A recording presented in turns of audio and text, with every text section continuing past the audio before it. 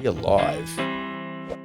All right, so what we're going to do today is, for all those that don't know, my name's Max. If you're in the house for the first time, welcome. We are all about bringing value or adding value to general contractors. We certainly want to focus a lot on the young up-and-comers. I'm 49 years old, been in the game for about 33, 34 years, and I remember vividly what it was like to go through all those startup phases, whether it was, carpentry apprenticeship, going out and being a carpentry business operator, or even getting into a builder's situation.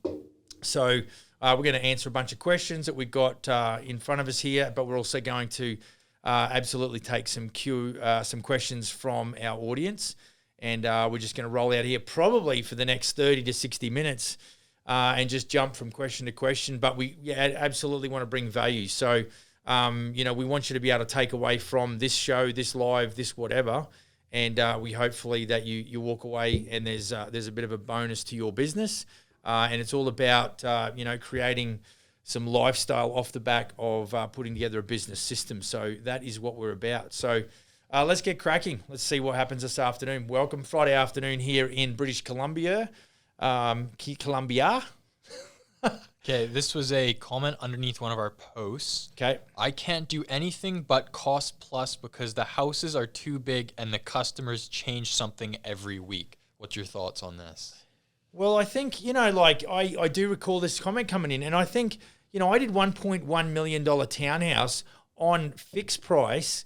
And so, I don't know that there's anything too big. I would say that your ability to estimate is what is in question, not the fact that, the project's too big. I only had one conversation this morning with one of my guys, and it was like, well, you know how to estimate accurately a bathroom. Why can't you go and estimate a custom home that's worth $1 million or more? It's just your ability to, ascertain or assess the project and really understand.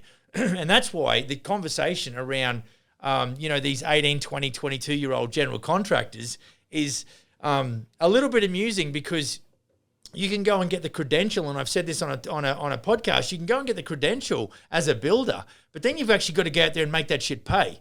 And that is the challenge. And so if you're 24 years old with a general contractor's license or ticket, if you haven't done a shit ton of projects, how are you supposed to go and operate competently and coherently and efficiently and profitably a building company?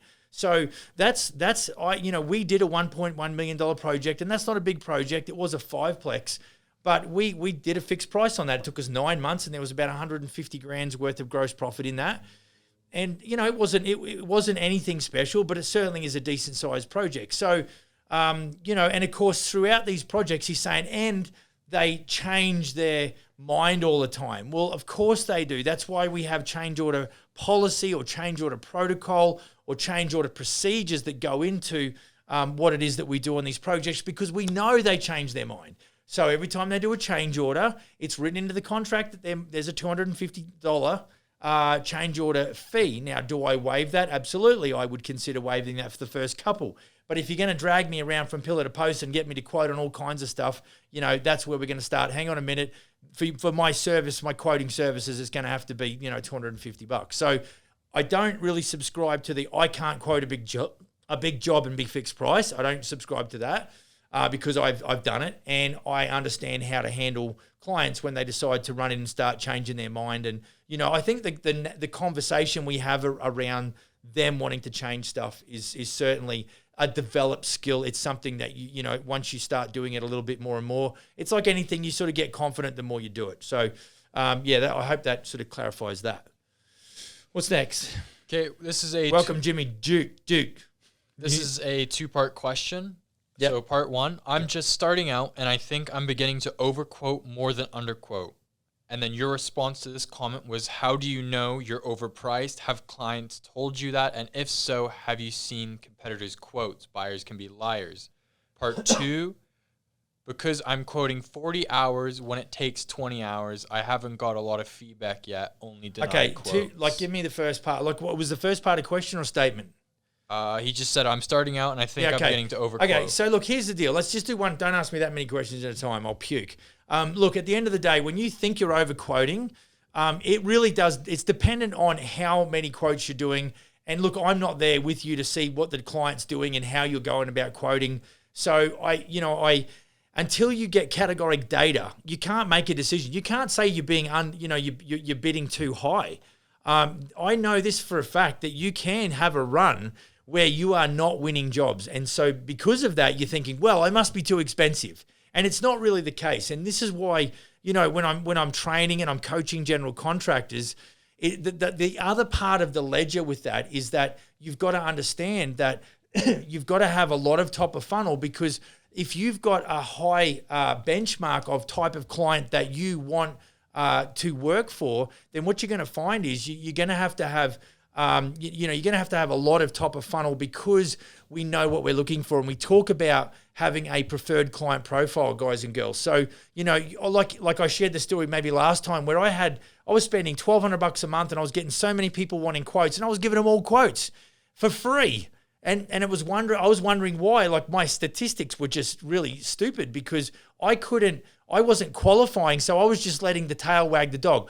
The clients, or those prospective clients, were buying in accordance with their buying process, not in accordance with my selling process. So, please don't be hard on yourself. I'm glad that there's some self-awareness there, but you just need to be mindful that your opinion may not be completely accurate either. So need to give yourself a bit more time as well. Next question. What do we got? Rogan asked, how do you find working with architects? Yeah, look, I did see that one pop up and go past the screen here. Look, I think that it can be, I'd say good and bad, right? If you've got a long-standing relationship with an architect, I know that in town here, we've got an architect, a great relationship with Matt. He does recommend work to us. I think I think if you can get recommendation from architects, that's great. But the challenge might be is if you've got a client who has an architect working on their behalf, almost as a mediator with the general contractor, which means you, the builder, you, the general contractor, don't have a direct line as such directly to the client, and you've got to go through the architect. Now, it's kind of like, when you're working with lawyers, they're always going to go and, create all kinds of froth and bubble and bullshit to justify their own existence. Well, what you're going to find is if you're contracted to a client and they've got a liaison that's an architect, the architect is going to be charging, I don't know, a couple of $100 an hour, $400 an hour. And then all of a sudden they've got to justify their existence. Otherwise the client's like, well, why would I even bother have this architect? So that's no problems getting referrals from architects, where they might have drawn plans for one of their customers and they just forward those contact details to you, not a problem. But if you are working directly, for the client, but you've got to go via the architect, that can be a little bit cumbersome, and that will drive you freaking crazy, because that little dynamic, you're just dying to get, I just wish I could talk directly to the client. And he's like, no, you got to go. So now you got a freaking gatekeeper, and that's a pain in the ass. So hopefully that clarifies it. Dave asked, where are you from? Originally, mate, I was born in Adelaide, basically raised in Brisbane, and then moved out here to British Columbia. So I'm a Brisbane boy. Somebody asked, do you reinvest your tax money and try and paying back at the end of the year, or just pay it as I love you it. go? Who's that? The Forest Andy. That's a freaking entrepreneurial gangster. You cheeky bastard. That's what I would say. That's crazy, dude. Look, I am not going to comment on that. You've got to understand that's high level risk. If you start digging with your taxation, the agency in your country, and you start messing with that, and you want to go and run out and invest that money, so you've got to be very, very, you got to be an assassin. And I'm telling you, I would say no. That's what I would say on the record. I would say absolutely not. That's irresponsible. In brackets, you only live once.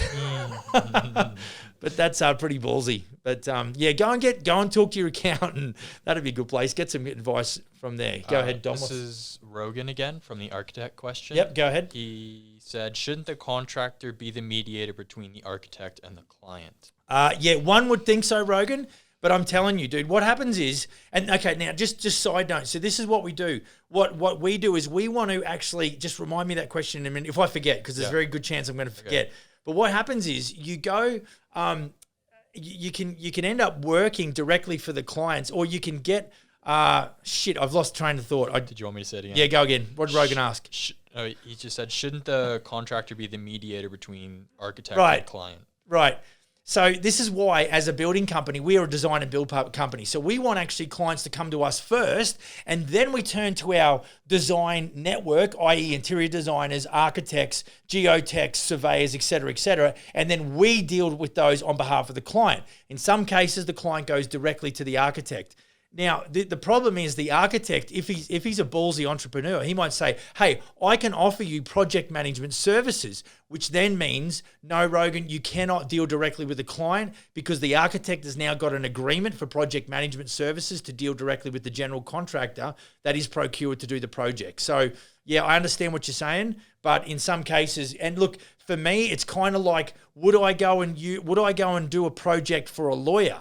And I might have talked about this on a podcast or a live before, but it's like, Max, would you go and work? And I would go, I probably wouldn't work for a lawyer because anyone that can outmaneuver me legally and can get their legal representation or legal counsel for free, I ain't going to work for that sucker because it's just, if it goes pear-shaped, I'm stuck. So in some cases, I wouldn't, go and work directly for a client under a lawyer because it's just, to me, that's just going to be too troublesome. And really where I sit right now, there's just too much opportunity. I get to pick and choose as to who I want to work for.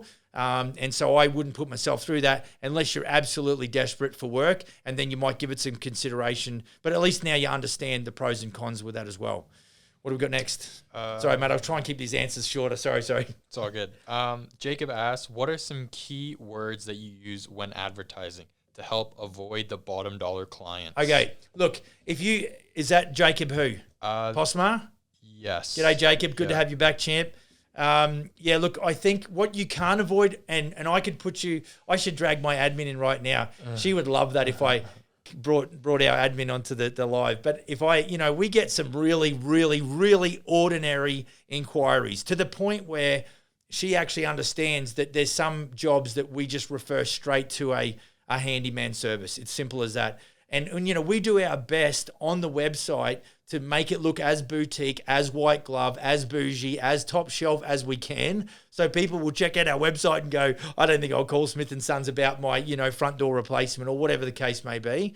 But we still get them, man. So even in our Google AdWords is tricky because you have to put out certain words which are going to attract certain inquiries that you don't want. So you kind of just got to, like I said, you got to move a lot of dirt to find the gold. And it's just like doing sales. You just got to do the numbers. So there is absolutely no perfect science to that. Humans will do what humans want to do. And there's no real vetting of the quality. That's why, anyone that says, I can get you quality leads, you just need to turn your back on them and leave because it's impossible. It just doesn't. You can't control somebody who's reading your Google ad or someone who's looking at your website and what they do next. It's bullshit. It doesn't work. It's not the case. Let's go. What's next?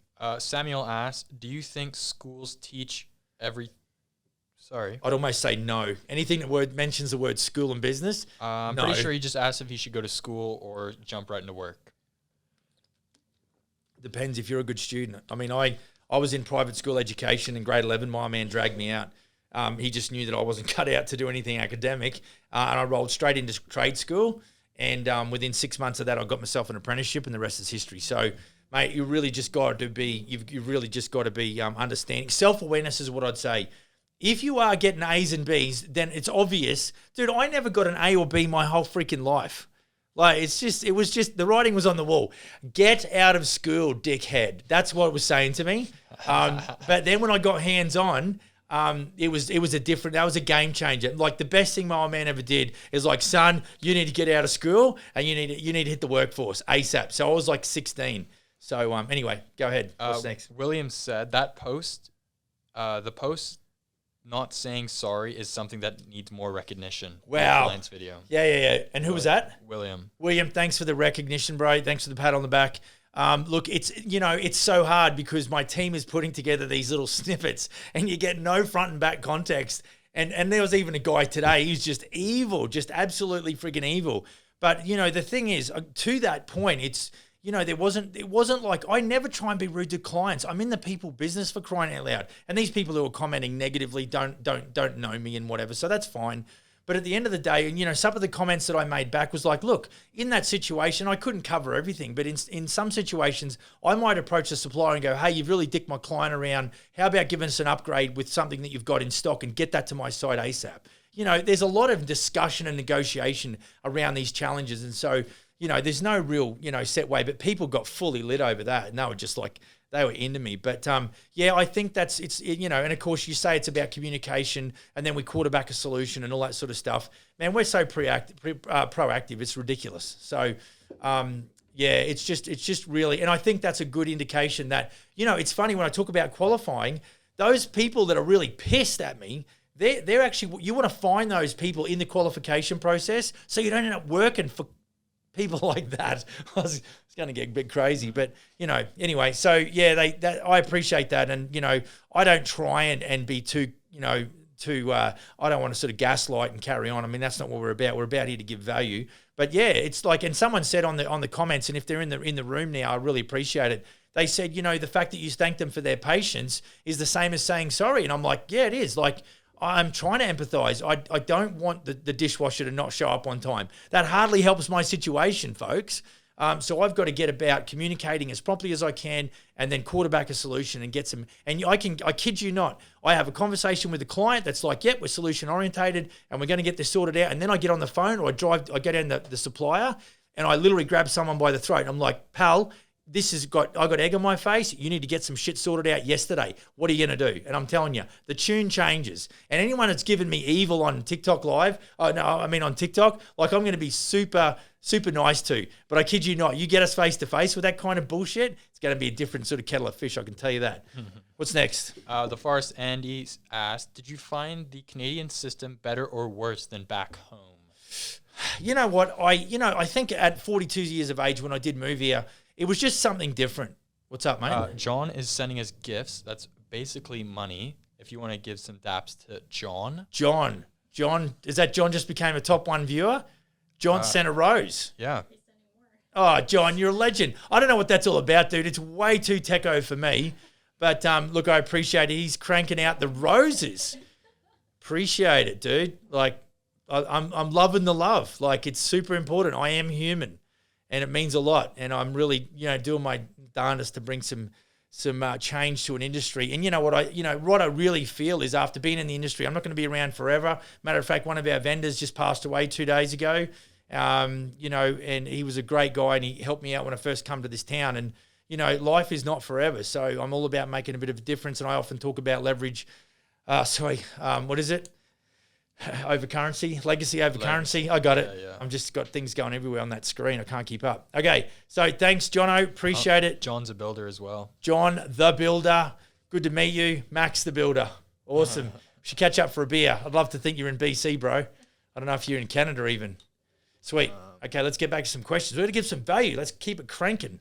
Did you did you finish your answer? No, you butted in. Sorry. You interrupted me, bro. The Forest Andy asked, did you find the Canadian system better or worse than the system back home? Look, I think it's pros and cons. It's humanity, man. Like, I don't think it was better or worse. What I really enjoyed is that it's wickedly different.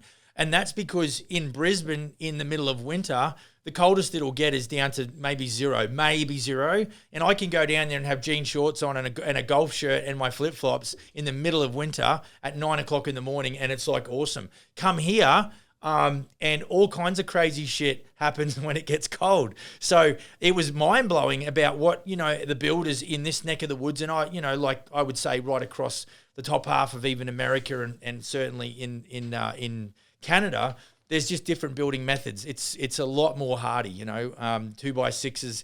And one thing is I enjoyed the change. To be honest, after being in the game 25 years, it was an eye-opener and I enjoyed it a lot. And, you guys deal with all of that insulation component, which we never had to. I mean, when I first started my time in 1989, we would do like 1.5 by 3 inch wall frames and we would have no wrap on the outside and no insulation. Yeah, watch the comments slide up on that. For any of these Canadian or North American builders, they will go, what? And I'm like, yep, fact.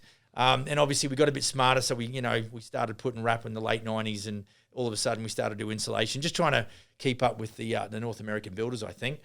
So yeah, so no better or worse, mate. Just, I love it because I've had the luxury I've been blessed enough to see how it happens, for the best part of 25 years down there, and then I come up here, and for the remainder of my life, I'll be immersed in the construction sector, in the North American ecosystem, which is freaking awesome. So let's go. I know you're writing down a shit ton more questions.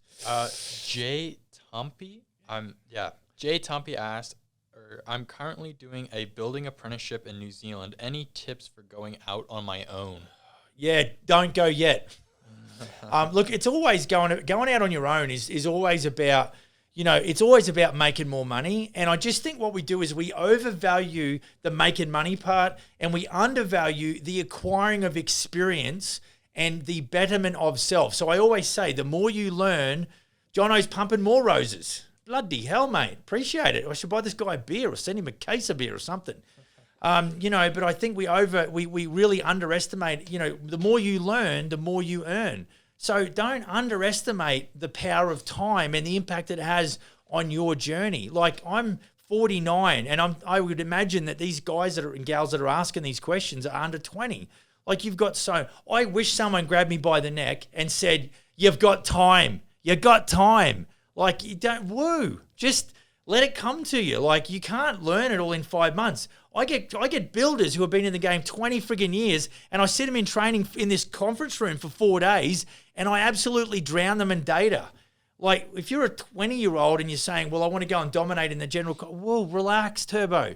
If you are really smart and patient at the same time, by the time you're 30, you might be able to hit millionaire status. But the percentages of you ending up in that position is the amount of guys that race go-karts on the weekend as a 8-year-old and end up driving for McLaren or Mercedes or Ferrari. Okay, the percentage is like itty-bitty. So just learn to be happy on the fly in the moment and watch what happens. Go.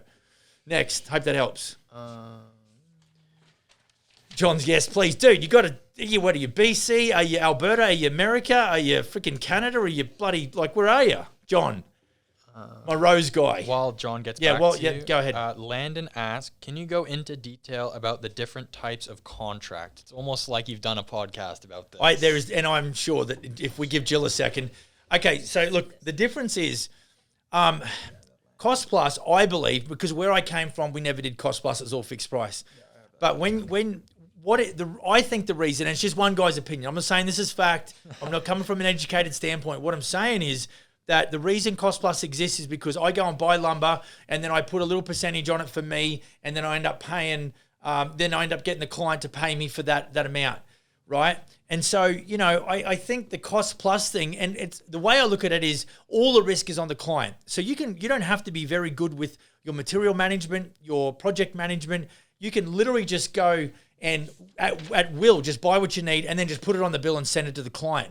The problem is, and this is not really why I'm saying that one contract I prefer over another. These aren't the reasons. What I'm saying is what presents value to the client the most. And I'm telling you what presents client the most. And if you can just educate yourself, if you're early on in the day, and you can get your head around the fixed price program, because what happens is the client looks at it and says, where is my level of exposure and vulnerability?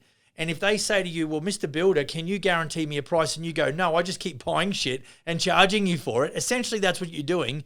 That makes the clients nervous, right? So when you do the cost plus contract, your labor and your service is actually a commodity. It's like, well, okay, who's going to charge me the lowest management fee? You might be marking up your materials and labor by 10, 15, 20%. They'll just go down the road and find another builder that only charges 15%. Therefore, your service is a commodity. For us, we actually become more of a service, an authentic service, not a commodity. And the way we do that is do fixed price, which means we give you a list of specifications, we give you what it costs, and it also tells you how long the project is gonna take to build. Therefore, the cost plus contract fades, really into, it's too much of an unknown quantity dangerous zone. And what we sell is not construction services. What we sell is peace of mind and security and satisfaction. And clients, naturally, I would eat that shit up. Clients naturally eat that shit up. So it's not about being the cheapest, and this is why we talk about we don't compete on price. We look at it, and I just had a client today that wanted to hit me up for a ballpark, and she says, you're going to have to lower your price. This was on a carriage house. And I'm going, Deb, I can't reduce the price. You've got to go through our quoting phase and it's going to cost you money. And she didn't want to play that game. And I'm like, fine.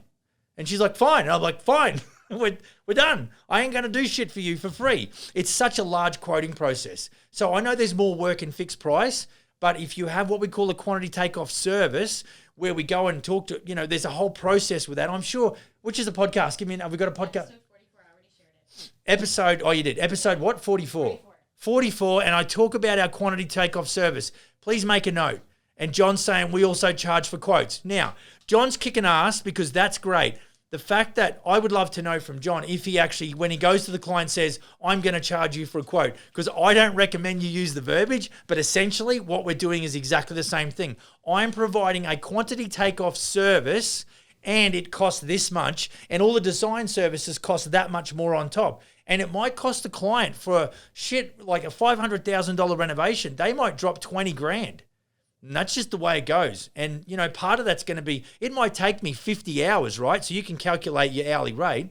You might say, I'm going to get 50 hours. Well, what if you could get $2.5-3 grand to put together a $500,000 quote? Would that make you happy? I've had guys in my training session that have been in this game longer than I have, 35, 37 years. Not once have they been paid the quote. So tip my hat to John for being able to sort of, extract some value, because our knowledge and experience is worth something, guys and girls.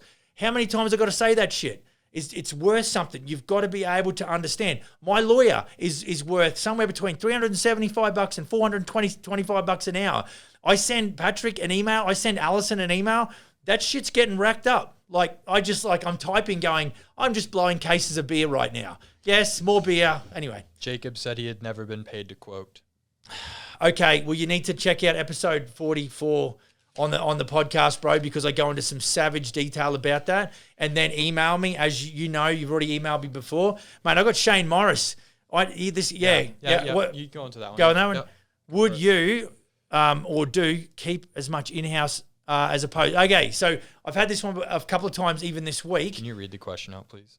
Sorry. Yeah, it says, would you or do you keep as much in-house, I'm assuming his labour, as opposed to subcontracting trades out? Right. Now, he's got joinery. So what I would say is, I'm not going to speak to that exactly, but for us in the building game, I talked about this. Where did I talk about this? Was this on a podcast? Anyway, so if you're doing new homes, a lot of it, all of it, mostly, like when I did it, I did $1 million worth of townhouses. I didn't have anybody on full staff working as a carpenter. I had a estimator, an admin, and a superintendent. Now, did the superintendent screw on a few door handles, towel rail, shit like that? Yeah, absolutely. But everything was subbed out. Everything was PO'd.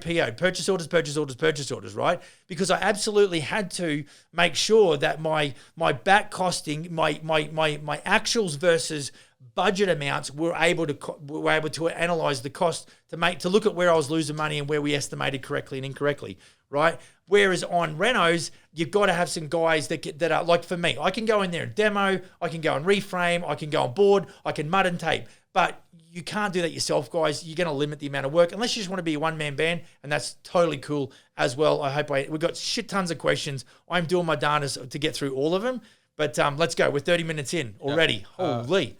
Callum asked, except people, what else is an asset to construction business as an appreciation asset? Oh, dude, As in appreciation asset. I don't know that I understand the question exactly, but, like anytime you get... There's no real such thing as an asset. Like anything that I go and buy anything from a compressor to a pickup truck, immediately it's a depreciating asset. So when you say appreciating, it means you're actually making money. The reason that you buy a new truck and then the minute it starts racking K's up, you're losing money. So you not only just claim the running cost, but that asset depreciates in value, and you can actually use that as a tax deductible item against your income. So as far as an appreciating, I would say that there's certain assets that you might say help me execute better and maybe get the job done faster, which a lot of that is around labor. So I don't know that there's any, the minute you go and buy most tools under $500, and I'm not your accountant, so don't quote me on this shit, but most tools under $500, you write off straight away. Immediate tax deduction, it might be $300. I could drag my bookkeeper out. She might be able to tell me, but let's say it's $300 or $500. But anything over that, it's a depreciating asset. And so what that means is you can then claim that off over a period of years, right? And especially with vehicles and trailers and big ticket items, that's where that really kicks in. But I don't know that I understood that question 100%. I might have got it wrong. Yeah, but anyway, what's the next one? Right. This guy doesn't have a name. It's User. So G'day, user. he's started an apprenticeship with the biggest construction company in Ireland, not getting any training, any advice, any business. Okay, first thing I'd ask you is, I'd be like, okay, you got an issue with your existing thing, which sounds like horse shit. As far as if you're in there as an apprentice and you're not getting training, what I would be doing right now is I'd be on the fly. I'd be looking for something else. Like I'd be like, okay, what options have I got? And dude, what I would say is don't be in a hurry. Just suck eggs for a while. Make sure that, you're on point doing your job. Keep your nose clean. Make sure that they can't, don't get lazy. Don't get slack. Don't have an attitude failure. Keep your job there. But what I want you to do is simultaneously be looking for something else. And here's what I know, that the harder I work, the luckier I get. And, I've got CEO on my business card, which is freaking bullshit. It's hilarious. And I'm a trainer. Hilarious. I'm a coach. Even funnier. What I'm saying is that I love the game and I work my face off, and I rarely get motivated, if any, at any time get motivated by the money. I just love to tick that. That's really just a scorecard, right? It's like a balance sheet. It just tells me how good I'm doing. And then I go, oh, I'm not doing as well as what I should do. Maybe I need to do something better. So what I would do is you've got to look after number one. All of us have to look after number one. What I'd urge you to do is to be very creative and really don't burn bridges. That's not the deal. Don't let a moment of frustration go to your head, because when emotions go up, your ability to make the good decisions goes down. And then all of a sudden you're going to have some regrets. And you know what? You're going to go through life with some regrets. It's the way it is. I would just encourage you to try and think sharp and think strategically. Think like it's a chess game. You go, okay, if I make this move, well, this could happen, and this could happen, or this could happen. No, I don't want to go down that route. Leave that piece where it is. Let me look at something else. And so, start thinking, because I know this. The difference between a good GC and a shithouse general contractor is the way you think. Period. The way you think about how to educate yourself, the way you think about technology and how it interfaces and interacts with your construction company. So this is what I'm urging you to do, is think the smartest you can right now. Begin to develop that muscle and really understand that every action has an equal opposite reaction, and that in some cases, if you're very politically correct, sometimes even, and I can't believe I just said those two words, but it can help you, because I think people of integrity expect to be believed, and if they're not, they allow time to prove them right. So if you're right, what's our Irishman's name again? User. He didn't have a User, name. righto. There's only two people that call their clients users. One is drug dealers, and the other one is software freaking developers. They have users. So anyway, hopefully the user from Ireland got that shit sorted out. What's next? Go. I'm not sure how to pronounce his username, but he just said straight up, "Show me this month's P&L." It's pretty. Show me this month's P&L. I don't know what he's going to do with it. I'm not sure either. Depends. I mean, I'm running. We've got 8 general contractors working under the franchise agreement. Just go to the next one. And I'm not running construction anymore. These guys, I coach these. I feel like I'm running eight builders with 4, 5, 6 projects each. So, interesting question. I'd say that's move a on, bit of a... Move on to the next one. Right, let's just move on. Ben asked, is there a problem with having too much work? Yep, 100%. Deadly. Yeah, because I just talked to a superintendent today. He tells me he got 7 jobs coming out of the ground at once. And I just went like this to him. You're in a noose, pal. You got a box under your feet, and it's just a matter of time. And you're going to start either making mistakes or pissing the clients off or pissing your boss off. And I'm telling you, because you've got so many balls up in the air. And when you're talking about excavation and concrete, they are your most expensive aspects of the build. And I'm just like, you better have your management skills through the roof, because a lot of comms and a lot of software to make sure your shit's organized, because that's what if you start a lot of jobs at once, that becomes a problem, because getting them out of the ground or getting them started is a challenge. And of course, if they're all going to finish at roughly the same time and you're handing over 7 jobs, then that's a problem as well. And if you're only one-man band, you got 7 jobs on the go, then you're going to need 8 days a week to finish that shit. So yeah, giddy up. Put your running shoes on. Asher asked, what is a safe contractor's margin for residential projects? Is 10% decent or way too low? And then somebody came back in the comments and said 20%. Okay, all right. I'm gonna knock this in the head. I'm gonna confirm. Is that what he said? Residential. Now he didn't say new homes. He didn't say residential projects. Yeah. Okay. We done a new homes, custom homes, or renos. Okay. So if Asher can get back, right. So look, I think I'll cover it off. You really got to have. We mark up 45% on our renos. We mark up about 33 or 35% on our new homes. Don't know. That's it. Now, I've had guys within my own group going, Max, that's bullshit. I can't mark up 45% on a reno. You're out of your freaking mind. I'm like, okay. 18 months later, he wins a job. And you know what? Actually, to his point saying, oh, can't be done. And he had shit clients who had just given him all kinds of grief. He then went and quoted a job and he couldn't believe it. He won the job and they were the best clients. And I'm like, you are welcome. And that's what can happen. Now, this is why to go and quote those margins, there we go. Jono said he marks up 45. Right. See, that's what I'm talking about. Ninja minds think alike, bro. And I'm telling you, what it does is anyone that's price-oriented is going to then go, oh, Max, you're too expensive. And I'm like, yay, just dodge the dickhead client because they're price-orientated. I don't want to work for them. Other GCs who want to charge 10 and 20% markup, that's fine. But I ain't working for those because I know what I'm going to get myself into.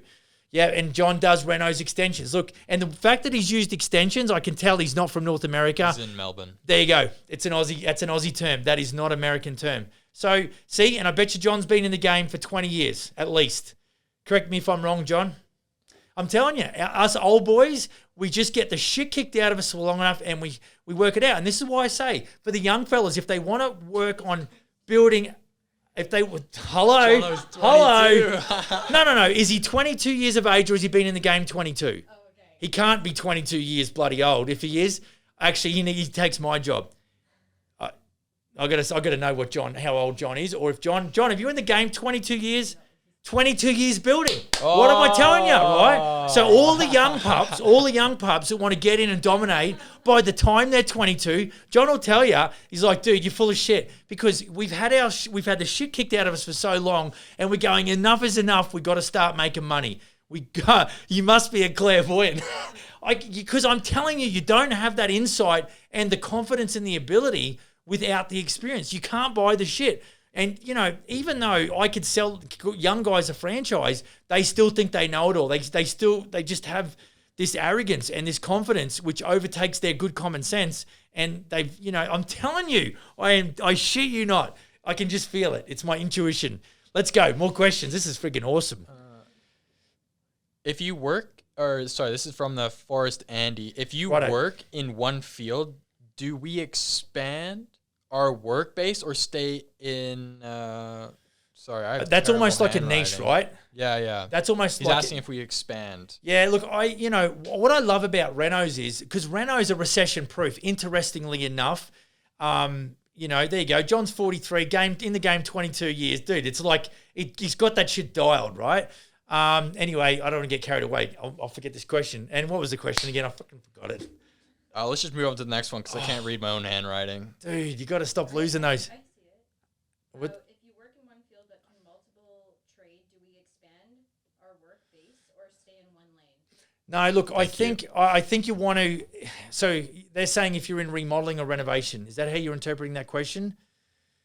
I'm not sure what. Look, here's what I'll say. We build custom homes because they're very similar to renos in the amount of detail. When someone wants they go, some builders, and we've got a brand, and John would know this. Yeah, there's bigger margins in renos, 100%. That's why we do it. That's why the markup is 45%. For in new homes, it's 33 to 35. But it's like you've got to have a different setup when you're doing new homes as opposed to doing renos. So we don't go and have 50 plans on the wall and try and sell those and then go and do renos. I have too many guys go, oh yeah, no job big or too small. We do all kinds of work, commercial, residential, blah, blah, blah. Well, you're not set up to do anything, right? Whereas if you double down and you develop a kick-ass system like we've done with Smithies, you know exactly how it rolls. And that's why guys come to us and go, what? You're like, 45%. Who's that? Jameson Smith & Sons Ballarat guys are kicking ass. I don't know them personally, but I know of them, and they're good performers. So yeah, user 24. I don't know whether he's from Ireland or not, but he's like, that's crazy as a GC, dude. I'm telling you, I blow these guys who've been around the game. We blow their minds, and we charge 45 because we absolutely clinically focus on doing renovation at the highest level. Clients that come to us are 50 to 75 years of age. They're very successful. They're very well heeled. They focus on quality over price. Not that they're very prudent with their money, but they're going, I know the concept around you get what you pay for. So we treat them with white glove service from the time they come in. We start well and we finish strong. We've got a very systemized approach to the pre-sales process and also with the construction and the delivery. And we absolutely stand behind our fixed prices, and people, they go, yeah, I'm going to do, this is my, move-in renovation where I'm not going to ever do a construction project again. And they just want really good service. And I'm telling you what we're doing at Smith & Sons. I don't know about what they do in Australia because that's outside my ecosystem. I just control North America, but we want to re-engineer the client experience. And so we focus on very client-focused. We're not competitor-focused. We're very client-focused. What are you laughing at, Dom? No, I'm just from a couple of days ago how we got a hate comment from Australia. And you try to explain to them. It is what it is. Yeah. You can't walk in the octagon, guys and gals, and not expect to cop a smack in the mouth. Like, battle scars are attractive. They say that you've been around and you've learned it, just like John. I bet you he's got some war stories. Hell yeah. Yasha asked, what's a good software for estimating? Look, I don't know that I would say this, that technology changes so quickly, even the software companies have a hard time catching up, right? But all I can say is what we use. We've got over 100 franchised operators in Australia, New Zealand, and Canada, and we've been using Build Exact for 7 years. Build, B-U-I-L-D, and I would say that we'll have a link somewhere. Jill's busy typing shit, so buildexact.ca for the guys in Canada. But if you are I think they're doing, Brisbane, Australia, New Zealand, Canada, the States. I don't know about Europe, but Build Exact is cool. But you build a trend if you got the chops.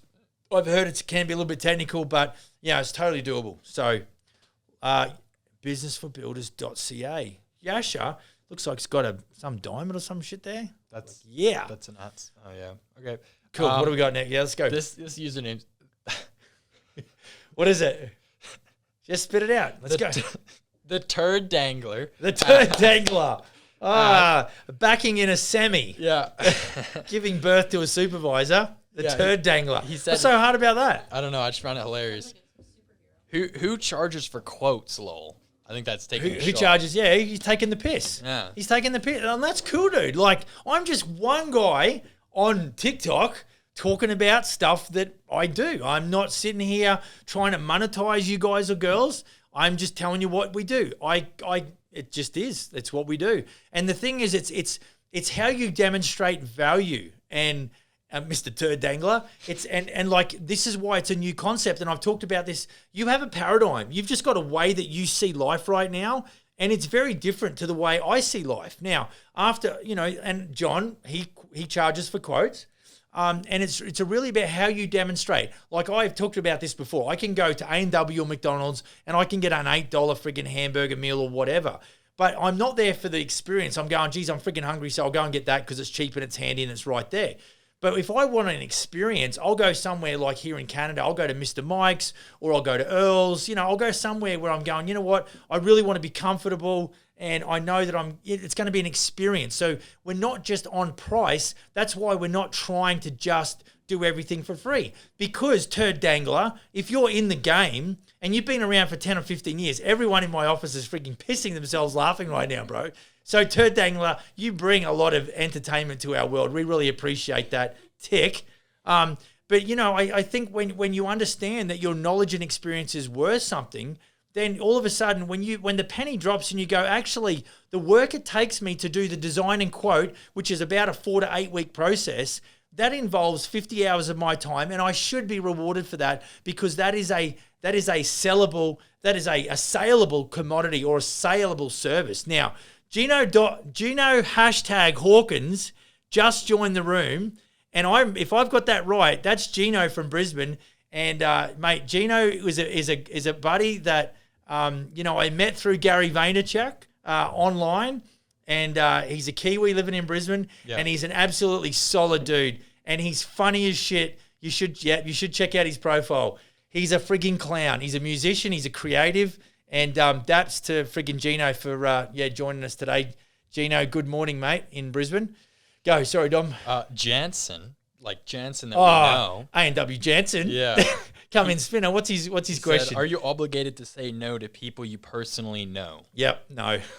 Look, dude, it comes down to, like, I would say that Jansen's asking from a customer's point of view. Yeah. And look, I would, I can't pay. I'm not a charity, so I can't pay bills. I've got 6 kids. I've got obligations just like everyone else. You might be able to. You've got a set program, just like Gary is the GOAT, Jacob, absolutely.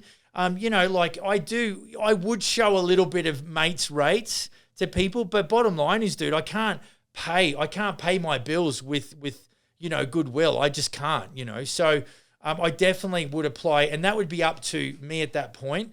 And we would offer some discount, on some of that. In some cases, if it was a buddy, like if it was Jansen, right? And I said, look, I'm going to engage my architect in town. You pay him direct, you save 10%, because we might only charge 10 or 15% on all of our design services. And I'm like, if you pay Matt directly, then you can save a markup, but you're going to have to deal with him. I'll put you in touch with him directly. But see, what's going to happen is Jansen's going to have to do all the legwork and all the communications, instead of going through me, and then we're going to need an engineer, and then we're going to need, a surveyor, and then we're going to need a geotech, and then we're going to need an interior designer. And that's where the clients go, Max, I just want to deal with you. And I'm like, okay, Jansen, we can do that.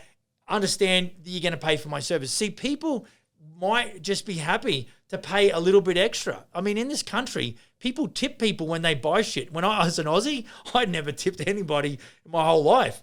It just was not the culture. All the Aussies and Kiwis would be nodding their heads going, yeah. And of course, when the North Americans go and visit Australia and New Zealand and they're doing this tip thing, all of the servers are like, God, game on, this is awesome.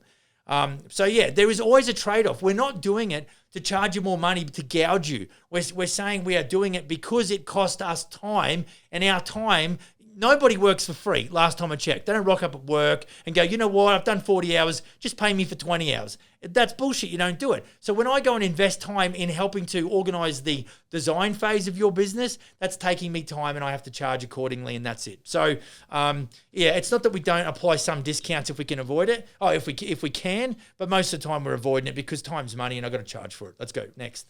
Jacob asked, what's your average hourly charge in BC? It's $100 in Ontario right now. It depends on, I don't know, for carpenters, like for plumbers, electricians are high 70s, like 78 to 85. And, that's generally where it comes down to. The labor burden for carpenters is probably in the estimate. Now, I'm not saying this is what you pay carpenters, and Jacob might want to just confirm this with me, but when we go and do estimates, we might charge, $75 an hour for a carpenter, or maybe 65 an hour for a carpenter cost, and then we mark that shit up. So it could end up being close to the $100 an hour. It depends. But the flip side is too, you could charge a gangster hourly rate and then be freaking shortchanging yourself on the amount of hours allowed in the fixed price, and you've screwed yourself over. So you really, I build a lot of cushions and a lot of contingencies into my assessment of the scope of work, and that kind of builds in that cushion and contingency. And then I'm doing work orders to make sure, or purchase orders, to really track how many hours of carpentry labor went into that aspect. So I know that, tick that box, I nailed that cost, and I actually create a little bit more gross profit in that project as well. Next question. Leo or Lou, I'm not sure how to pronounce it. Louis? Yeah, okay, we've got that. We've cocked that up completely. But anyway, go. Sorry. Any advice if you don't have any Qs and a project manager? Do you then use third parties? Sorry, any what? Qs what? QS. Quantity surveyor. Yeah, sorry. Yeah. Okay, just go and rattle me the question again. Any advice if you don't have any quantity surveyors and a project manager? Do you then use a third party? Like, here's what I would do. And I don't know if you, and this, I'm assuming that this question is from a builder. So this is my advice, like to all the young guys and the old guys alike, right? You have to have a black belt knowledge of all of your trades and suppliers and building practices and codes. Like, you literally have to be so well versed, when the sparky or the electrician is bullshitting you. you have to know, like I did a job way back in the day, 3 or 4 years ago. I went and pulled out an interior set of stairs and got an elevator shaft put in because the people had an elderly mum living in the basement.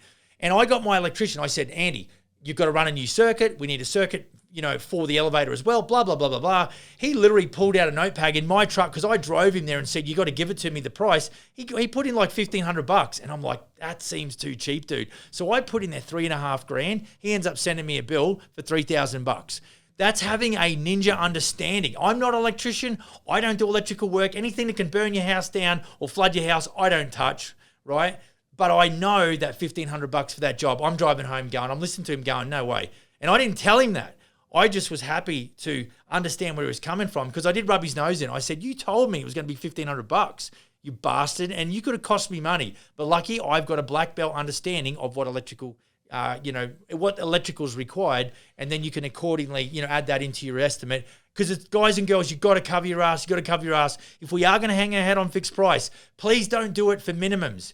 See, the reason we offer fixed price is to give the clients peace of mind and security, and they eat that shit up and they love that, right? But bottom line is, I can't do that for 15%. You're an idiot. Don't do it. That's why we do it for 45%. So it's how you package that shit. People buy Ferraris and Rolls Royces and Maseratis and shit all day long. But people that are price-oriented are going down the Kia dealership to buy a freaking Kia.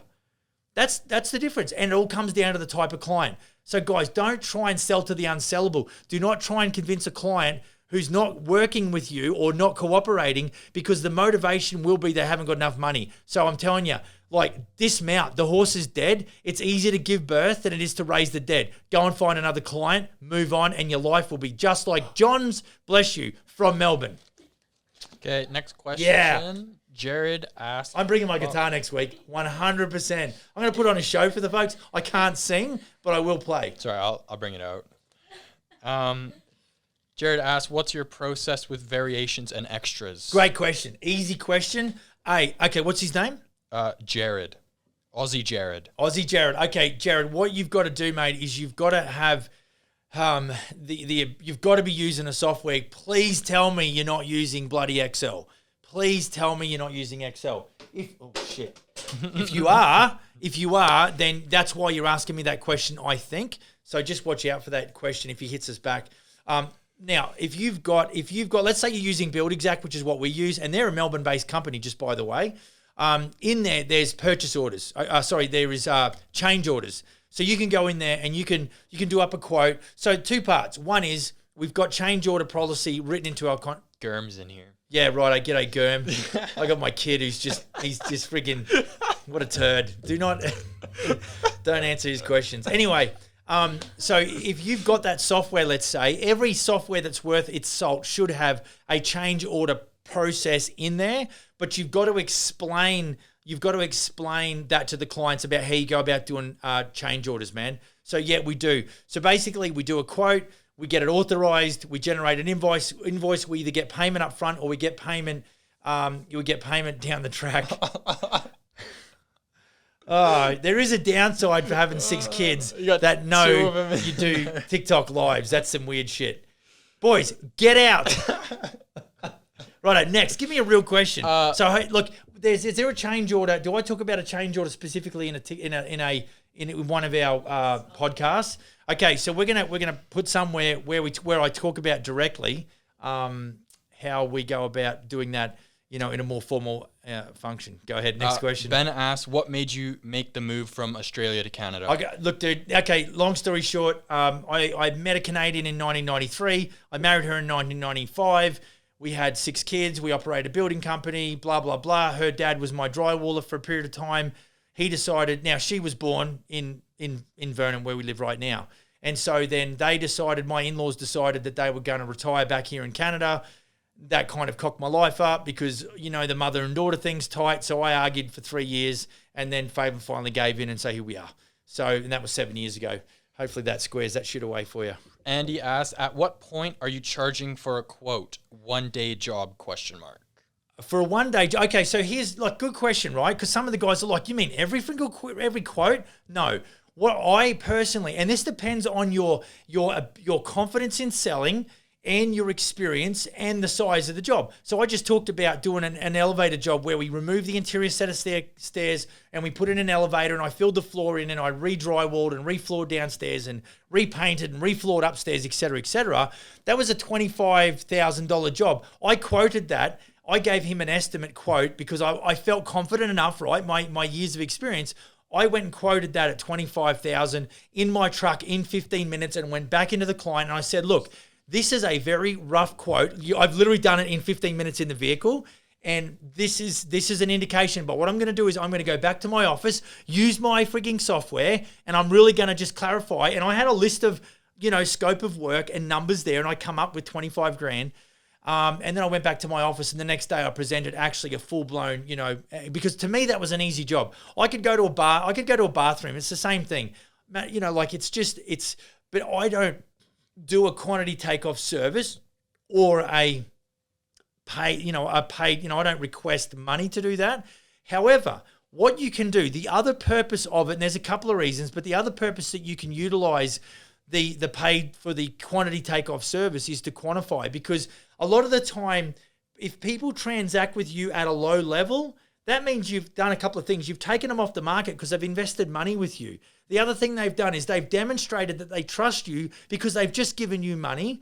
And then what it does is it also then, like I said, it means that it's very likely they're going to transact. Once you get them back to quote, they're probably going to go into a contract with you. Now, what we do in the first meeting is we talk about budget first, right? So this doesn't mean just because you give them a quote, they're going to work for you directly. What I would say is, Mr. and Mrs. Homeowner, this bathroom, and this is what I say, from my experience, I have never renovated a bathroom for under $20,000. Now, you can't say that if you've never done that. But for me, it's the honest to God truth. I've never renovated a bathroom for under $20,000. I see this bathroom renovation costing you between $20,000 and $1,000. Now, I've done that. That's a free number, but it's a bracketed, what I call a bracketed price range.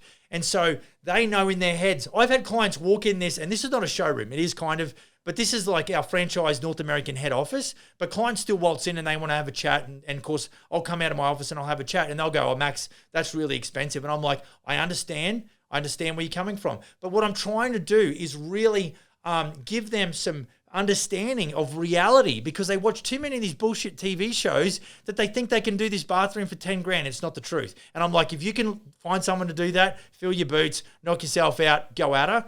But more often than not, based on my experience, it's going to cost between 20 and 30. Now, what I say to them, what I can do for you is we can go into a quantity takeoff service and I can nail down exactly the specifications with your help on a selection sheet, and I can get you an exact fixed price, and I can get you a project duration time. Then we can go into a fixed price building contract where you get the peace of mind and security and satisfaction of knowing how much it costs, what you're going to get, and when it's going to be finished by. That's how I get paid to quote. I don't go, well, for me to give you a quote, I've got to get $500 out of you. Like, don't try that shit, because they're going to tell you to beat feet and get out, and you're never going to get it paid to quote ever.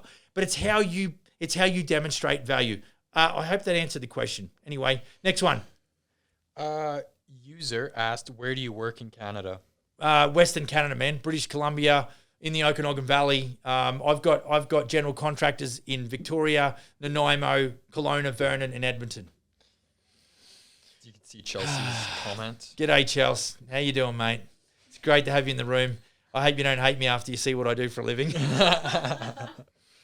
Pete asked, this is a really good question. Okay. Do you put the 45% on the contract or add a certain percent onto the trades and then 30% on the contract?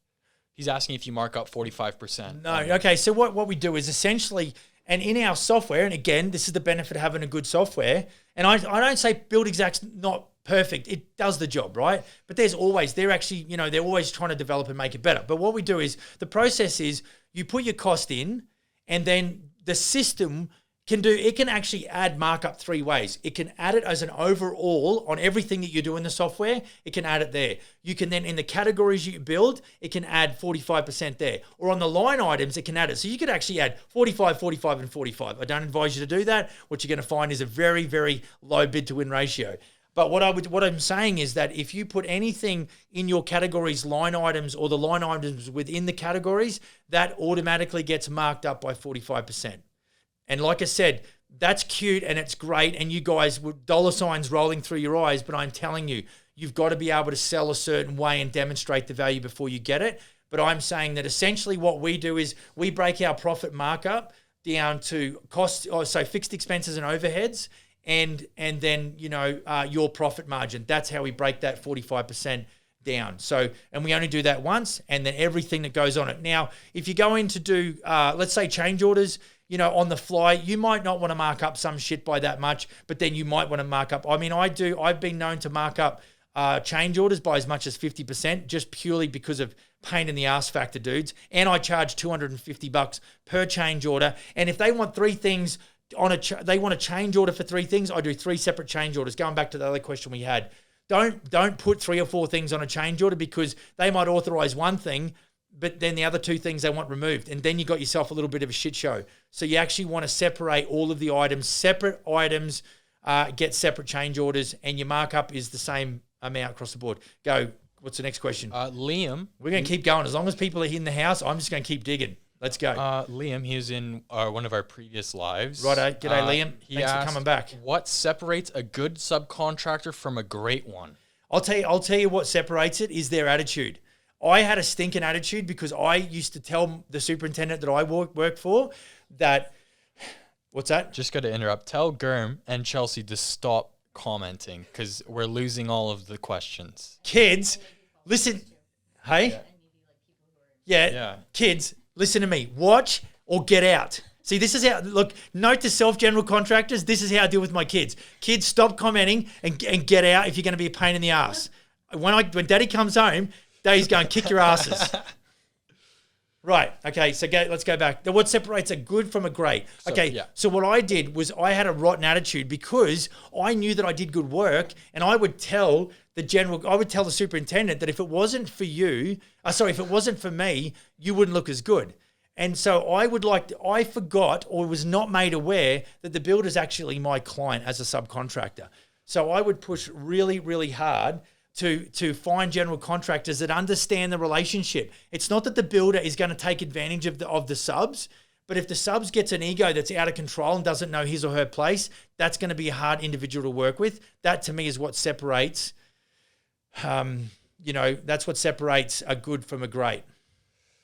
So JYE asked, hey, first year chippy from New South Wales, any tips on studying for my Cert 4? Yeah, look, and I actually had that question a little while ago because I right at the start I talked about how I wasn't a very good student.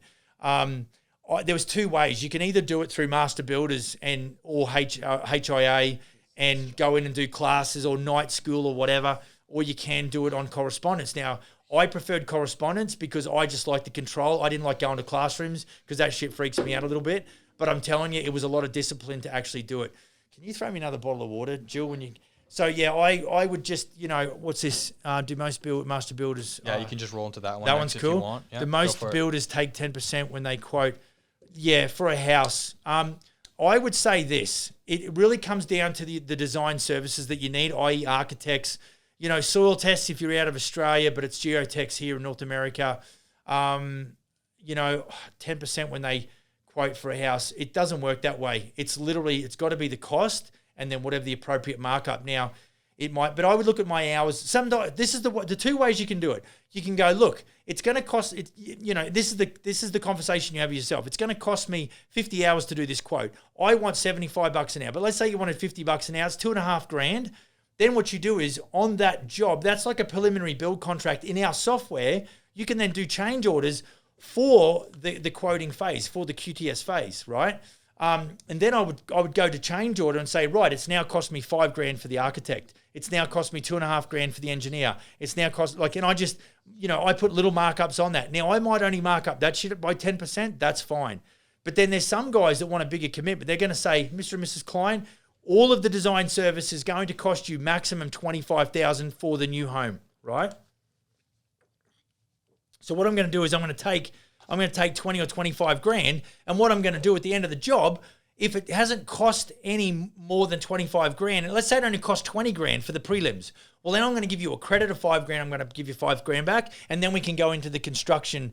We can go into the construction contract, which is separate to the preliminary build agreement or separate from the quantity takeoff service that we do, which is all the design services. So it's the design and quoting phase is one phase, which is preliminary build, and then we go into the full-blown construction. So I think that 10% would be okay, so long as you've got that 50 hours times your hourly rate to cover your skills and your orchestration and your communication with the different subs and suppliers. As long as you've got that, and you know what, it doesn't have to be a direct cover. Like, you know, don't spend 50 hours and only take $500. I'm saying, you know, but the thing is, going back to why we do the preliminary build is because when they transact at a low level, it's highly likely they're going to transact at a full-blown contract, and you've taken them off the market because they're now investing, and they've transacted with you, which means they trust you. So there's a couple of those reasons. So I think 10% would be generous at this point, because we don't make money when we do design. We make money when we build.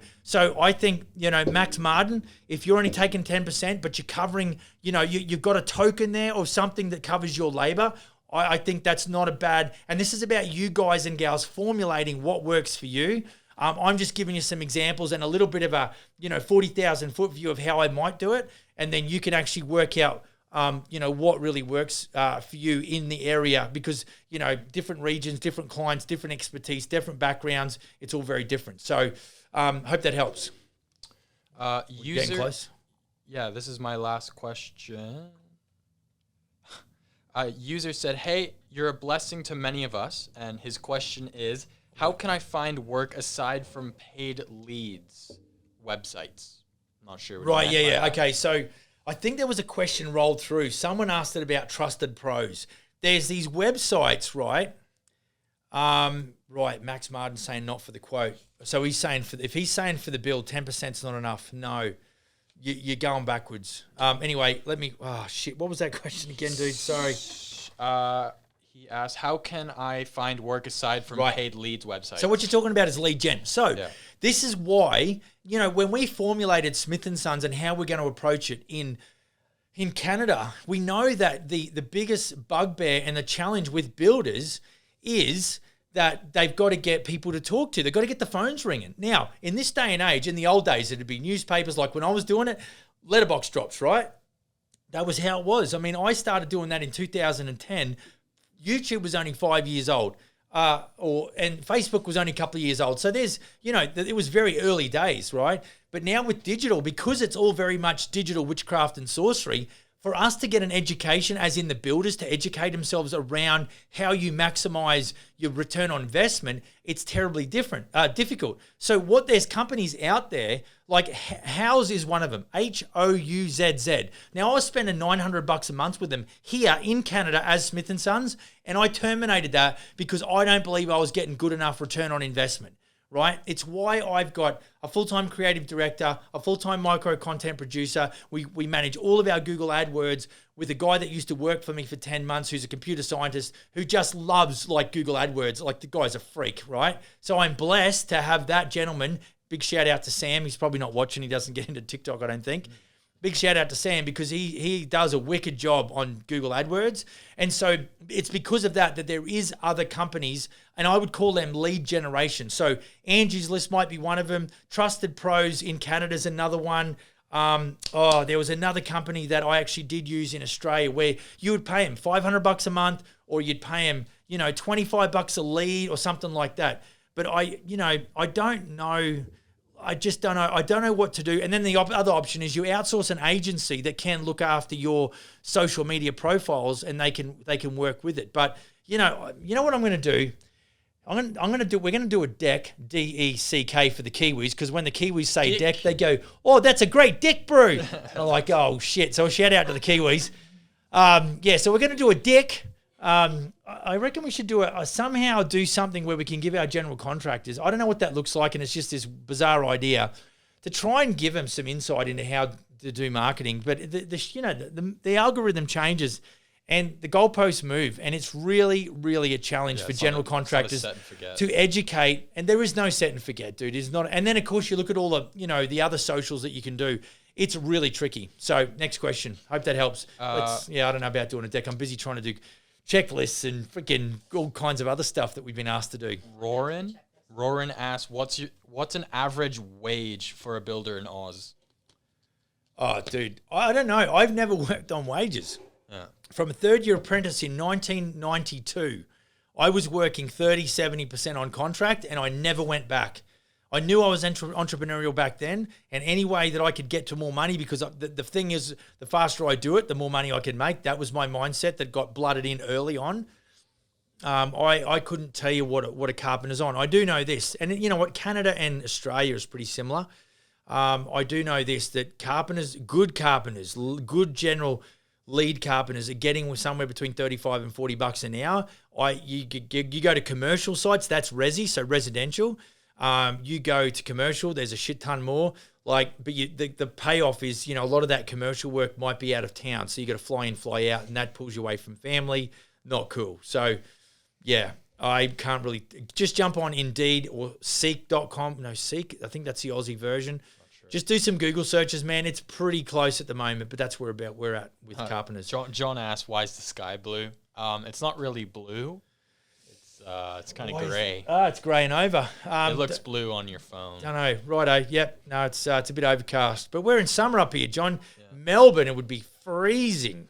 Oh, 5 degrees. That'll be chilly. Like I said, for the Aussies, that's freaking freezing. Yeah. T-shirt weather for us Canadians. Yeah. Oh, Canada. Aussie Jared asks, when did you start designing for your clients? Can you explain the transition from using client architects? Not sure what he meant by the second part, but when did you start designing for your clients? From the get-go, mate, because if you can, and of course I may be off on my answer, but the thing is, if I have a client walk in here, the words that I want to hear from those people is when I say, have you got plans? And they go, no. I'm like, excellent. Now, to some general contractors or builders, they'd go, well, you need to go down the road and get some plans drawn up and then I'll give you a quote. See, now you're a commodity. Whereas when I bring them in and I become a design and build company. Now, is it a shit ton more work? Yes, it is. Is it a lot of systemization for the sales process? Absolutely. But I am telling you, go back to our friend John, who makes 45% on renos. He's been in the game for 22 years. That's a guy that's dominating, and he's figured the shit out. And I'd like to say that he's got the magic friggin' formula. He probably has, and he's done it through trial and terror, but he's frigging winning. And I'm telling you, his clients would love him because he'd frigging deliver. But I'm telling you, that's just what happens. You've got to systemize. So I love the words, no, Max, I haven't got an architect. And I'm going, well, what we can do is we have a suite of designers, everyone from architects, geotechs or soil test guys, interior designers, engineers, surveyors. We can access all of those. We're a one-stop shop, all under one roof. We'll be your best friend. That's where I think when you're talking about having a business, it does, because it gets you to the better clients. And the quickest way, listen to this, people, the quickest way to double your workload is cut your margins in half. So if I'm marking up by 45% or John's marking up at 45% and you're only marking up at 22.5, you've got to do twice the work that John does to make the same money. That means you're dealing with twice the amount of clients, twice the amount of headaches, booking concrete twice as many times. Like I'm telling you, there's some old school knowledge in this room right now. And if you're 25 and you're getting this shit, it's going to change your life. You can be, by the time you're 35, you'll be absolutely freaking dominating and you won't be as old as me and John. Not Builder asks, what's the best advice you can give to a new carpenter? Oh, it depends on what your goal is. What was the name? Not Builder. Yeah, it is Not Builder. Not Builder. It depends on what your goal is, bro. It all comes down to the type of individual you are. For me, I've got a high level. I've got a risk, an appetite for risk that's at a high level. I love the work that I'm doing. I love being involved in the industry. I love helping people. So my goals will be different to your goals. If you're a young carpenter, then you might be just to keep your job. I don't know. I don't know how many bills you are.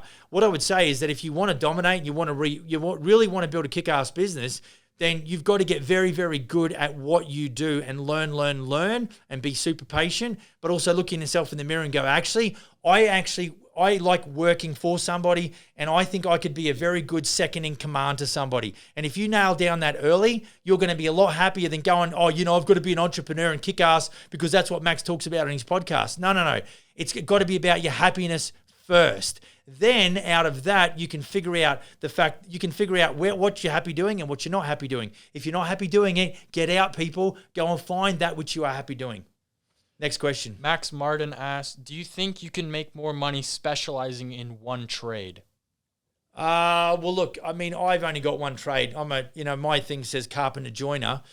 So, I had to get good at that because it's all I really had, and it was a great trade. I did my time with a builder. So I learned, and this is where I come up with the concept of having a black belt understanding of the trades, because I work for Lenny the Concreter. I work with Lenny the Concreter for my boss. I worked for Gary the Bricklayer for my boss. So I had, I was boxing up pools, and I was doing landscaping, and I was forming up driveways.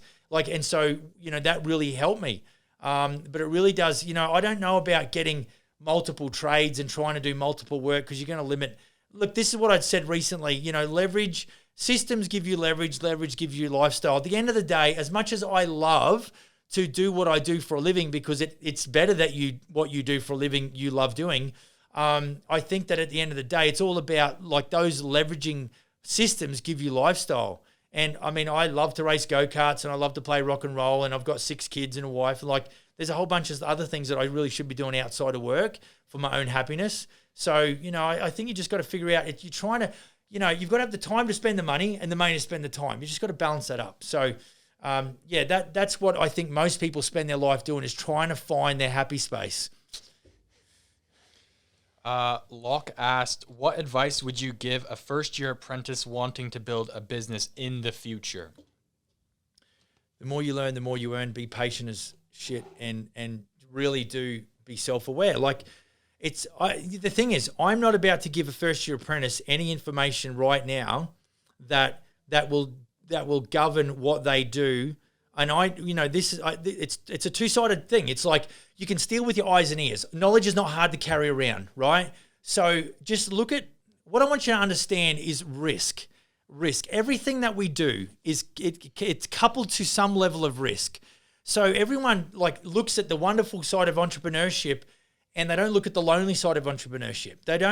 They look at all the money you can make from building a kick-ass building company, but they don't understand the level of exposure that you have on a personal level financially when you get into that. So I would say this: if you want to climb Mount Everest, you got to get to base camp first, and then there's dead bodies that are on the top of that mountain where the people didn't make the summit. They died on that hill. And I'm telling you that the industry is littered with tragedy. So I just don't believe that it's all blue skies and lollipops. I mean, I love it, and I'm crazy. But there's other people that love it, and they're crazy. And it kind of it works for them, whatever works for you. So the advice that you're wanting is it's too broad, because I don't know you. I don't know your relationship with pain. I don't know if you have an inbuilt knowledge or hunger to learn. And I'm assuming that you do. You wouldn't be asking that question. That's an immediate hey, Max, I need to know. I want to know. I would value the learning experience more than the goal of making money. That's what I would say. And I think what you want to do is just keep that thing balanced. I am an absolute capitalist. I'm here to make money. It's all about building a kick-ass business. I get it. But there's a legacy factor, and there's other people that I want to bless on the way through. So I want to try and not only make money, but also try and provide us an influence. And I certainly want to do this in this room and this environment, because I know what I didn't get. And I look back on, 30 plus years in this industry and go, you know what? I'm going to be dead in X amount of years. The least I can do is maybe make it a little bit easier for somebody else.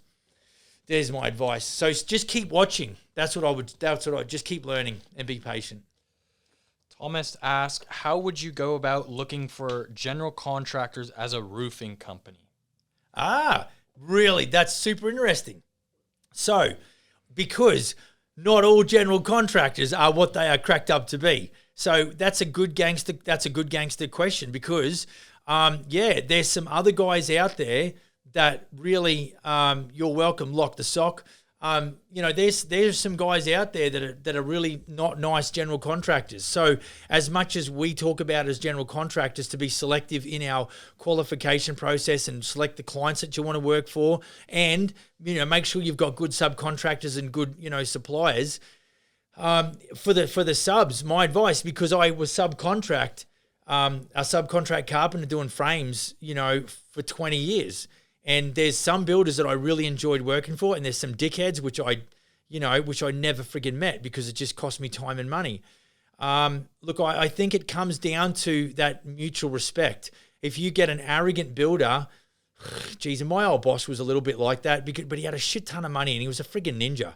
And he really did say, well, you can work for me or I'll give it to the 50 guys behind you. And it was like, you're an asshole. So he taught me a good trade, but I didn't appreciate that kind of grinding of the sub trades. But I understand that he was in the new home industry and he really had to reduce his cost of goods sold to maximize his ability to make profit. But I think there's a lot of smaller general contractors that you could probably find that will maybe cost in a different way to be able to allow you to, make a little bit more of a better living. But here's what I want you to understand too, is that this is the challenge the builders are up against. They have to buy the subcontractor services at wholesale and then sell them at retail. So you're kind of a commodity, guys. And I was one. I would get given purchase orders. I would never get a chance to negotiate my rate. They're like, here's a frame, $15 a square meter. You want it or not? You don't? Nick off, I'll get it for someone. Like, this is big builders. Now, the downside was, the rates I didn't get to negotiate, and you got given a PO. If you didn't want to do the job, get out of my face. I'll find someone else. The upside was they always had a shit ton of work. So I was running 15 guys. These companies were building 1,000 homes a year, and I just played the numbers. So I would try and create efficiencies. So when I'd do frames, it's like we'd hit the ground. We're like, hey, guys, let's get after it. You ever work with, he's dropping names, dude. No, I haven't, and I don't know if I want to get tangled up in, There's guys that I have worked for when I first come to this town in this town, and they were pieces of shit. So they're out there. So, mate, I think that's, if you understand the concept that you are a wholesale commodity, and these builders have to sell your labor at retail, that's why there's always a little bit of friction between builders. Lane Parker just asked, am I Aussie in Canada? Yeah, mate, I'm in British Columbia. In the Okanagan Valley, about 4.5, 5 hours out of Vancouver. Once you understand that you're a commodity because you are selling yourself. Now, the thing is, for the subs, they don't have to go and do no advertising, no marketing, like nothing. They just get a PO, go do the work, boom. When you go into full-blown retail where you go from dealing from a business to a business to a business to a client, now you've got to have retail selling processes, you've got to have marketing, you've got to have advertising, you've got to give like different kinds of warranties. Like there's all kinds of stuff that really is a game changer, but there is more money. There's no easy street. There is no easy street. It's all hard. It all comes down to, are you a ninja? Can you be a successful subcontractor? Absolutely. Can you find good builders to work for? Absolutely, they're out there. But you've got to nurture those relationships, and the builders are your clients, and they can be arrogant pricks sometimes. So it's not easy. John asked, was it tough for you guys dealing with the material increases over the past 12 months? Certainly as fixed price, you do. Yeah. Now, the fact is, what we found happened most of the time was that because we always would have the inbuilt contingencies and cushions and a fantastic markup, that would create some pockets of insulation. Now, is there some cases where when you compare the actual spend to the budget spend? Yes, because the guys in some cases didn't nail down the fact that, no, that price is only good for 7 days or 14 days, which would then give them the ability to go in there and reassess the cost. Our lumber prices were going up at a rate of 20% per month. And, the longest period our quotes were going to stand for was 30 days. But what we got built into the building contract was the force majeure clause, which some folks will argue that that's not acceptable. But I'm telling you that the market forces at that time were driven by that pandemic. Therefore, the force majeure in our case, according to our lawyers, was absolutely enforceable. So the thing is, I tell my guys, we are on fixed price. Yes, you have a level of risk. Yes, you do have to, eat those extra costs sometimes. But that's the power of doing the back costing and looking at those costs and going, for $1,000, is it worth kicking the frigging client in the balls? No, it's not. Eat the cost, claw it back somewhere else, because there be in some cases you might actually allow $10,000 for materials and you only spent $9,000, so you actually get to claw it back. That's the upside of doing it the way we do it. So it was definitely a vulnerability in some cases, for real, for sure, for a long time. Not so much now. It's sort of petered off a little bit. So go ahead. Lane asks, "What's the plumbing work like over there? I have a few mates who have work visas and love it." Yeah, look, I mean, the guy that plumbed, I mean, I tried starting an AFL footy club in this town and it was just like, it's just freaking too hard. But I bumped into an Aussie plumber who's now in Victoria on the island. And yeah, he didn't seem to think it was any different, mate. It's all, they call PVC ABS and they call the plastic lines that would use PEX, and it's all crimp tools. And, you know, the wicked thing is, dude, is that, you know, a lot of the stuff gets run inside the walls because this shit gets down to 20 or 30 or 40 or 50 below, depending on which part of Canada you're in. So the plumbing has got to be approached differently. Like all the water lines are like 8 foot underground because the frost line, the ground freezes down to a certain point. And yet these freaking Canadians only put their electrical 12 inches underground, where in Australia it's totally different. It's 2 feet for our water and like it's 2 feet and it's 2 feet for our electrical as well. So yeah, there's a few differences, but plumbing is plumbing, mate. Shit runs downhill. You know, you've got to pump water up. Well, it's the same deal. It's pretty similar. Matt asked, what's your margins? Minimum 30%. Now, he's asked me margins. My question to you, Matt Hedges, is are you talking markup or margin, and or do you know the difference? This is where builders get wiped out. I know on HIA contracts, and I don't know whether or not Matt's in an Aussie or if he's out of the North American ecosystem, but I know there was contracts in Australia from one of the associations, the building association, that would say that, oh, you're okay. They were contracts that were drafted, and they said your appropriate margin for a change order, or a variation was 20% margin. But what that meant is you could mark up by 25%, and that would give you a 20% margin. But all us builders were like, oh, we can only mark up by 20% because we thought margin and markup were the same thing. Margin and markup are not. What have we got? Matt hit you back. Markup. Oh, shit, mate. How much longer do you reckon you're going to be working for Metricon, bro? What was his... Oh, shit, can I pull this down? What was his question originally? What's your margin? Yeah, right. So what he's asking is markup. Yeah, so look, dude, again, you're working for Metricon, and they're buying you, like Metricon of all the builders in Australia, dude, building 6,000 plus homes a year. Mate, your markup is going to be minimal because you're getting bought wholesale, and there's 50 other trades behind you that are willing to do the work because they've got massive crews or gangs or whatever. It depends on what scope of work you're doing. Are you talking about marking up on labour and materials, or just labour or just materials? And if you're marking up work to work for Metricon, it's going to be minimal, dude. Like, you really got to do volume. And even then, you're exposed because you're going to have a lot of guys on, and that's going to cost you a shit ton of money. You know, all their superannuation, all of their work cover costs, et cetera, et cetera. Like, that's what I was playing. I had 15 guys on a framing crew. And, mate, it was super tricky. He's working on, if I can just see that comment, what does it say? Something about initial job margin, 30%. What's the comment? What's the whole comment? Usually total job margin is 30% now. So again, he's used the word margin. What he's talking about is markup. So you're marking up by 30%. So I think your profit margin is about 25%. Look, I think as a sub, if you're marking that up and then getting a purchase order out of Metricon for that, dude, I think you should be pretty happy with that. I don't think that's a bad thing. I just don't know what your liability or your exposure is. Like, I don't know what your payment terms are with Metricon. I don't know how long you've got to hold material. I don't know what your level of risk is. So how do I categorize whether or not 30% markup, which is a 25% margin, where is it? You're looking for it? Okay, right now, I did a podcast on markup versus margin, and we're trying to find the episode number. If I don't get it to you in this convo, then I'll try and have the team include that.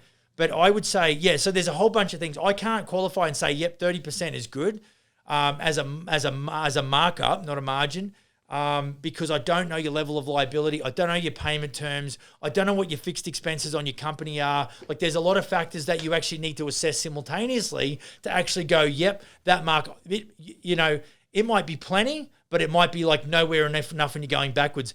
And I don't know, I haven't done a work in progress report on your, I'm not looking at your profit and loss, and I'm not looking at your balance sheets to see what your cash at bank trajectory is. That's a massive exposure. So hard to answer that one. There's another, yep. Locke asks, do you operate a small or larger scaled business? And if so, how many people are involved with Righto, Locke. Look, so for me, mate, I was obviously out of Australia first. I had a builder's license, run a building company. I was a franchise for this mob, Smith & Sons. That's how I got this gig, because I kind of knew corporate office back there. What I do now is, so this essentially what I'm not, you could actually say I'm a franchisor, right? So I sell franchises to general contractors or builders, right? But it's fair to say that I'm talking to all of those guys and girls about their businesses. So essentially what I'm running is 8 general contracting companies or 8 builders that are all got different demands on me as far as lead generation and coaching them, with their business development side as well. So I've got probably, smaller, larger scale. So as a group, we might only do $4 to $5 million a year, and there's 8 franchises, so there's 16 people. Plus, I've got 5 or 6 staff in house here.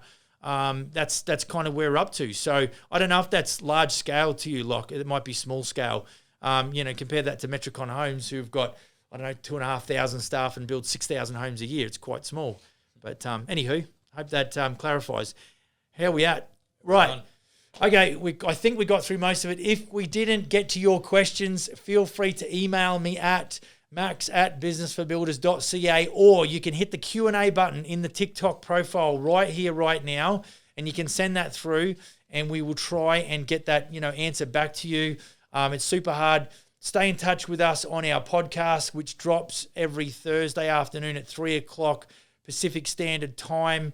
You can check us out on YouTube as well, but podcasts are super convenient. It's all on all the platforms, iTunes, Spotify, Google, iHeart, all that sort of stuff. And you can check us out. Look, if you're in Canada and you want to know a bit more about, what we do with our general contractors in the way of franchising, I know it's not common here in Canada or the States. We're kind of set to go to the States. We're kind of just waiting for this COVID thing to, piss off, and we'll attack the States. But businessforbuilders.ca. You can go and check us out there and shoot us a contact form if you want to know more. And there's a link to that website in the bio. But look, I really appreciate everyone chiming in and asking so many questions. We've been going at it for 90 minutes, which is wicked.